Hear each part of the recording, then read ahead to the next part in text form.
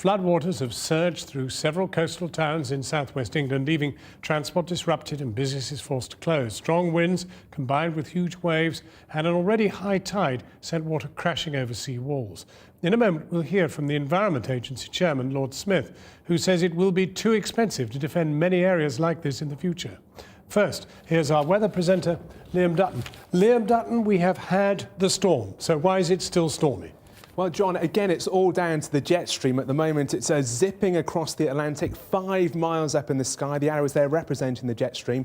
And it's travelling at around 200 miles an hour. It's really, really fast. And what that's doing, it's doing two things.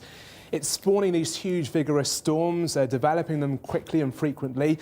And it's also taking those storms and acting as an atmospheric superhighway and throwing them at us one after another. That is why it's been so stormy for so long. OK, well, when's the next one coming? Well, the next storm's going to arrive later tomorrow night and into the early hours of Wednesday. What that's going to do is deliver two hazards. The first of those is yet more heavy rain. Now, there could be 20 to 40 millimetres of rain falling across southern and western parts of the UK. And, of course, the ground's saturated, the river levels are high, so it doesn't bode well, particularly for places like the Somerset levels. And the second hazard is the strength of the wind. There could be gusts of wind as high as 70 or 80 miles an hour for coastal parts of England and Wales, and that could potentially bring down a couple of trees, causing transport disruption.